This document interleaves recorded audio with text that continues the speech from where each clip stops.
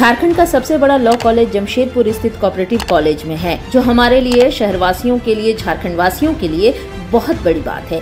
लेकिन वैसे तो ये कोल्हान यूनिवर्सिटी के साथ एफिलिएटेड है, पर कहीं न कहीं जिस तरह से यहाँ बच्चे एडमिशन ले रहे हैं, उस हिसाब से बच्चों को पढ़ने के लिए ना तो क्लासरूम है और ना ही सैनिटाइजेशन की सही तरीके से व्यवस्था की गई है। और कुल मिलाकर कहें तो मूलभूत सुविधाओं से यहाँ लॉ स्टूडेंट के बच्चे वंचित हैं, जिसके कारण ये जो कॉलेज है वो कहीं न कहीं उसकी महत्ता अब कम होती नजर आ रही है। पर इस पर सरकार या टाटा स्टील ध्यान दे तो ये कॉलेज और भी बड़ा हो सकता है।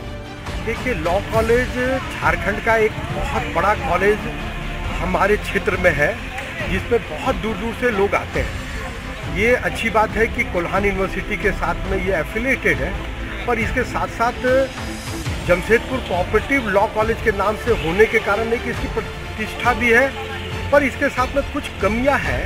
इसमें इतने बच्चे आते हैं एडमिशन्स लेने के लिए, मार लगी हुई रहती है, पैरवी होती है और बच्चे एडमिशन्स लड़के लड़कियाँ लेते हैं। और यहाँ से पास किए हुए लड़के हाई कोर्ट और कई अच्छे अच्छे कोर्ट में और अच्छे कंपनियों में काम भी कर पा रहे हैं। पर यहाँ पर हो क्या रहा है कि आज तक इस कॉलेज को परमानेंट एफिलिएशन नहीं मिल पाया। दूसरी बात है कि इसकी ज़मीन अपनी नहीं हो पाई। इन 2-3 कारणों से बार एसोसिएशन हमें लॉ कॉलेज को परमानेंट एफिलिएशन नहीं दे पा रहा है।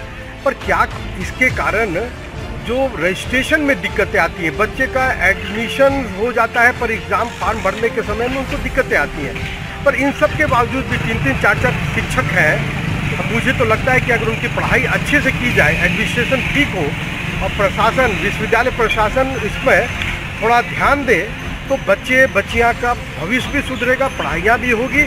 और मुझे लगता है कि नया कॉलेज खुला है कोरोना के महामारी के बाद में, अच्छे ढंग से फिर से यहाँ पर बच्चे आने लगेंगे, उनके पानी की सुविधा के लिए, उनके सैनिटाइजेशन के लिए और भी सब सुविधाओं के लिए। हमें लगता है प्रशासन अगर जागरूक होगा तो कॉलेज फिर से अपने अच्छे गति से और अच्छे मुकाम तक पहुँच पाएगा। इतना बड़ा कॉलेज है जमशेदपुर, इतना बड़ा शहर है, लेकिन वहाँ LLB का पढ़ाई होता है, सिर्फ 2 रूम है, तो क्या कहना चाहते हैं? देखिए, पहले तो लॉ कॉलेज जो बनी वो जमशेदपुर कोऑपरेटिव कॉलेज का एक विभाग के रूप में चलना शुरू हुआ। इसी के 2 रूम से वो चल करके आज इस कॉलेज कैंपस में ही 5 एकड़ की ज़मीन जमशेदपुर कोऑपरेटिव कॉलेज ने उसको दिया है और उस पर उनके रूम्स भी बने हैं और एडमिनिस्ट्रेटिव बिल्डिंग बना है। पर अभी भी वो अपर्याप्त है, उसमें उसकी अच्छी बड़ी बिल्डिंग होनी चाहिए, administrative building, classrooms, library, laboratory, मतलब सारी चीज़ें होनी चाहिए उनके लिए।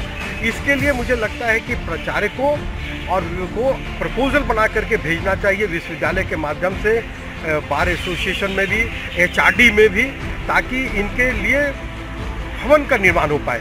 और अगर प्रचार्य ढंग से प्रयास करे तो टाटा स्टील भी है, यहाँ पर विधायक है, सांसद भी है, जो अपने पैसे से, विधायक के फंड और सांसद निधि से अगर चाहें तो इन सारी समस्याओं का समाधान 6 महीने में हो सकता है। अच्छे बैठने का रूम, अच्छे हॉल, सेमिनार हॉल, ये बनना कोई बहुत बड़ी बात नहीं है। दूसरे कई कॉलेजेस ने प्रयास किया है, उनको मिला है। तो थोड़ी प्रयास की ज़रूरत है। छात्रों को भी चाहिए कि इनमें अपने तरफ से वो लोग मिलें, प्रशासन से मिलें, आंदोलन करें, धरना प्रदर्शन से पहले वो मिले, तो मुझे लगता है कि ये सारी चीज़ें 6 महीने के अंदर में मिल पाएगी। पूरा नाम बताइए। मैं डॉक्टर राजीव हुआ और सिंडिकेट का सदस्य भी रहा और फिजिक्स का हेड ऑफ डिपार्टमेंट भी हूँ।